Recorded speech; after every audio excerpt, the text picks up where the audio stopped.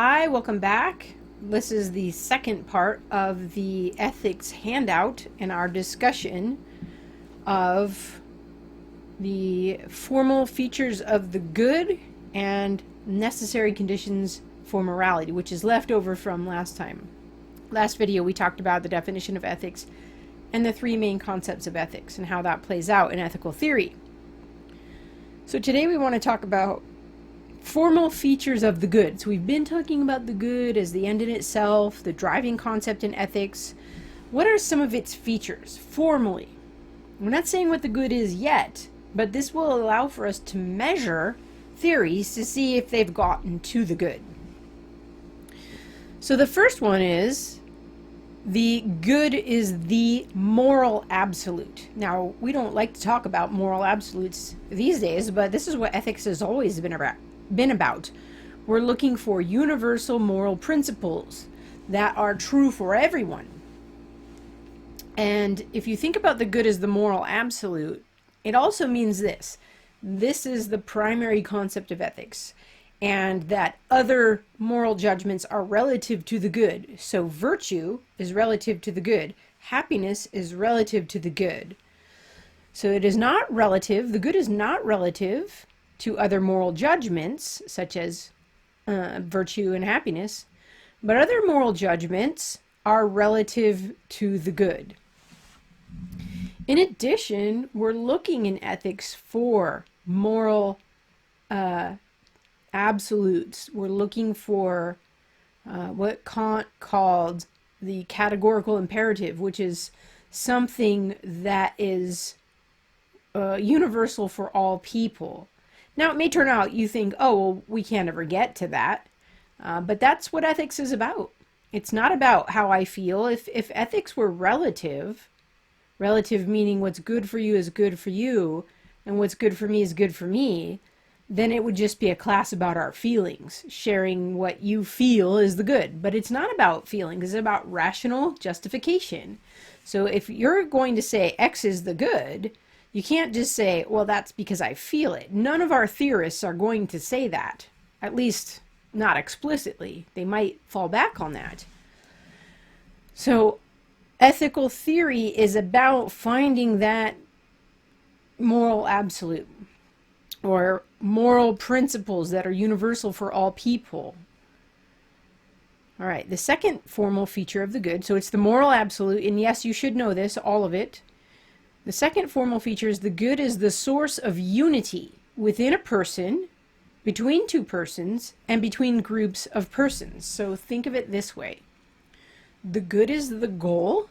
It's the goal of your life. It is the unifying principle for all of your choices and values. So the good is the source of unity within yourself. If you're saying, how do I act? What do I choose? What are my values? The source that unifies those things is the good. So it's a source of unity within ourselves. And it's what unites two people. So let's say you have a friend. Aristotle says that friends are one soul in two bodies. Why? Because they're united. They're united in the good. And groups of persons.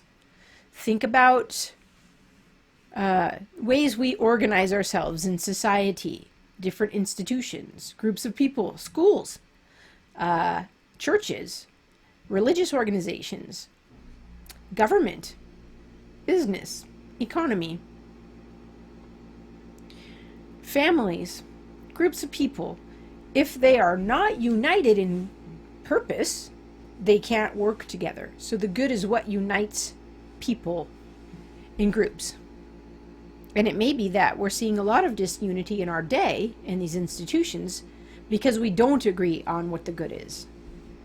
Remember, dissatisfaction, disagreement, division, these are symptoms that we don't have the good in place, that we don't agree on the good. We don't have rational justification.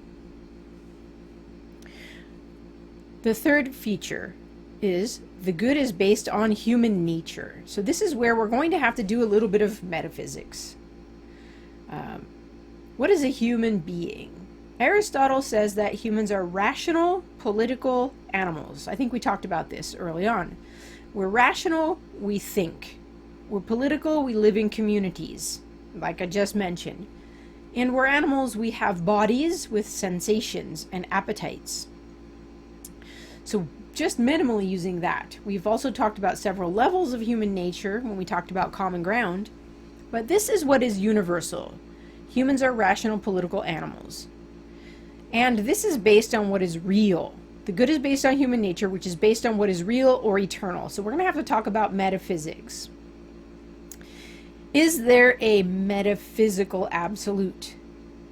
Meaning, is there something that is always eternal and is transcendent, above? So we will talk more about that. The moral absolute, the good, is based on the metaphysical absolute, the real. So if you remember, in our house, we have how do I know is the ground, what is real is the foundation, and then the house is where we have all of our view of the good life and values and attitudes. So the metaphysical absolute, we need rational justification also for saying X is what is eternal. So we will have a short discussion on that. Ordinarily, the Philosophy 101 class talks about this, and Philosophy of Religion talks about this, if you're interested in pursuing questions about what is real or metaphysics. Okay, so we have a moral absolute, we have the good is the source of unity, we have the good is based on human nature, and then the last one is the good must be easily knowable if there is to be moral responsibility. So if we're going to say we're holding people morally accountable, then the good has to be easily knowable. Kind of like if you're going to be held accountable for the speed limit when you're driving, the speed limit has to be easily knowable. It's either posted on signs or it's in the law books, and those are available if we wanted to know. So the good has to be like that. The good has to be like as clear as the speed limit, or maybe even clearer. Okay, so those are formal features of the good. I want you to know each one and try to grapple with what it might be, what the good might be. And I would like you to write this down on a 3x5 note card, commit it to your long-term memory, so that when you see me 2 years from now, I could say, hey, you were in my ethics class. What's the formal features of the good? And you'll know, right? I wouldn't ask you to remember things that aren't valuable, that aren't for the good, right? Okay, let's move on to number 4, the last piece of this handout. And these are the necessary conditions for, let's add rational justification for morality. Because people can be moral, or you can have morals or ethical rules without having rational justification. Put another way, everybody can be moral if they wanted to, but we want to know what is necessary for rational justification, so that when we say we're not just like creating a moral system out of whole cloth, we're grounding it in reasons. Okay, so this is a way we can test other systems that we look at. Okay, the first one is there must be a metaphysical absolute. So if we're going to go for a moral absolute, then there's got to be a metaphysical absolute to ground that moral absolute in. If there is no metaphysical absolute, for example, if everything is eternal, let's say matter, let's say everything that exists is matter, atoms and motion, and that's it. It's always just been matter. There's no soul, there's no God, there's no anything else, forms, like Plato thought of. Then how do you make a distinction between good and evil? Because that's what ethics is doing. That's good, that's not good. Is there good matter and bad matter? No, you can't make a distinction if everything is material. Consider if everything is one and it's consciousness and it's not matter, it's just mind. Everything is spirit. Could you make a distinction between good spirit and bad spirit if all is just one thing? No, you can't. You can't make a distinction. So if we're going to make a distinction, there has to be distinctions that are allowable. So there has to be something that's eternal and transcendent. So we might want to ask the question, and this is going to be uncomfortable, heads up, is God necessary for rational justification, for morality? All right. If there is no metaphysical absolute, if all is eternal and nothing is absolute or transcendent, there could be no justified distinction between good and non-good or evil, and therefore no rational justification for morality. Consider the implications of pantheism, all is God and God is all. Polytheism, many gods. Naturalism, there's only nature. And secular humanism. Now, they will try to have ethical theories. The question is there rational justification for those theories? So is God necessary for morality, a transcendent being that is the cause of all other being? We'll have to explore that. Okay, so second point is personal immortality is necessary for rational justification. What? If there is no personal immortality, there can be no morality. So if when you're dead, that's the end of you, then what is the basis for moral accountability? This is a huge question in ethics. Immanuel Kant dealt with this question. He thought you have to have an afterlife. You have to have a soul that is immortal, and you have to have an afterlife in order for there to be true justice in the world. And you also have to have God, he thought, because if you want real justice, and you look at this world, it doesn't ever happen. Good people sometimes are never rewarded, and bad people sometimes are never punished. And we have injustice. And how will that ever be rectified unless there's an afterlife in which there are rewards and punishments? Now that's Kant's view.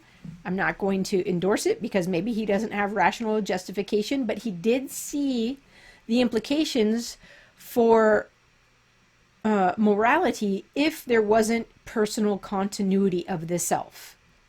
So if there is no personal continuity, there can be no future and no purpose. It's kind of meaningless, this life. If this life is all there is, that when you're dead at maybe 70 years old, then there's no future for us, there's no hope for us, there's no purpose. And if there's no purpose, then what's the point of being moral? Okay, if there's no purpose, there can be no goal or good, and therefore no rational justification for morality. We can't say you ought to do this because why? Because some person in power said so? So we want not just people in power telling us what to do. We want rational justification. Okay, so far we have, there must be a metaphysical absolute. There must be personal immortality. Next, there must be freedom. Okay, we need to think about this. There must be freedom to have rational justification for morality. If there is no freedom, there could be no morality. Why? Because the good as the end in itself is achieved through choice. You're choosing the good. And if there's no freedom, there could be no choice, and therefore the good is not achievable. If we're not free, we're determined. And if we're determined, we don't get to choose the good. We're determined. It's chosen for us. Again, there are implications here about metaphysics. Are we determined by our environment, by our society, by our biology, by physics? If so, can you choose the good? And if you can't choose the good, can we hold anyone accountable? Okay, so there has to be freedom to have rational justification for morality.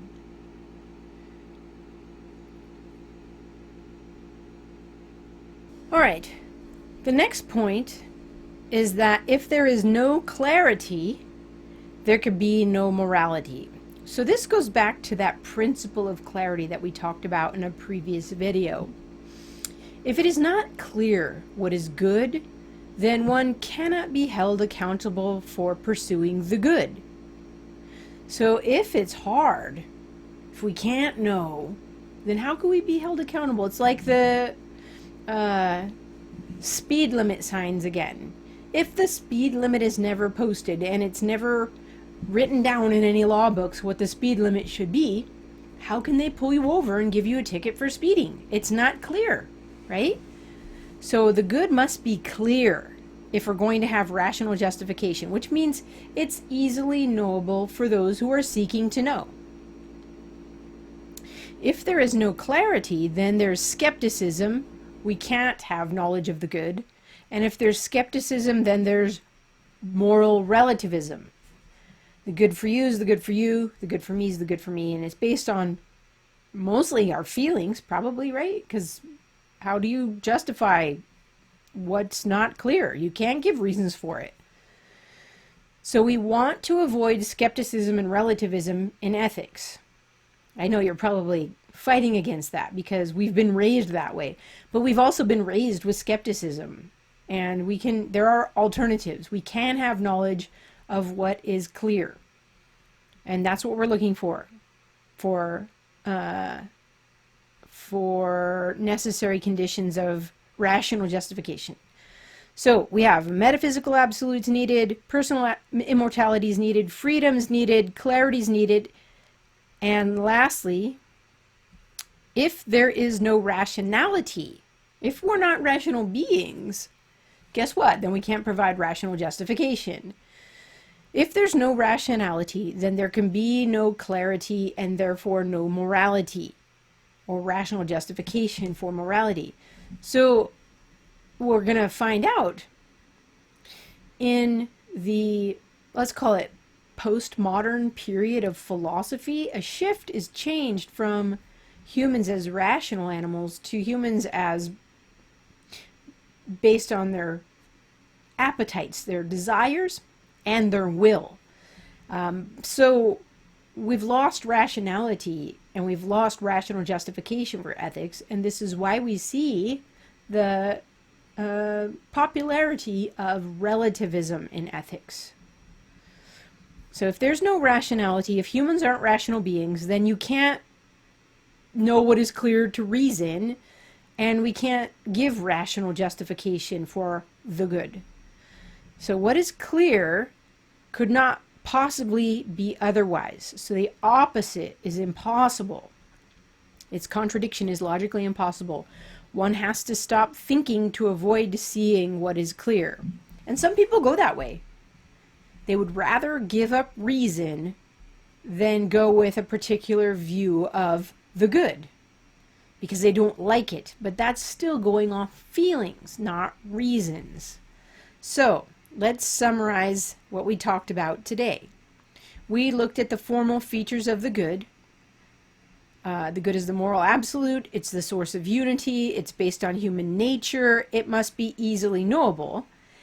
And then we talked about the necessary conditions for morality, and these might be controversial, or you may not be used to thinking about these things, but these are historic within ethics. There must be a metaphysical absolute. There must be personal immortality, continuity of yourself. There must be freedom.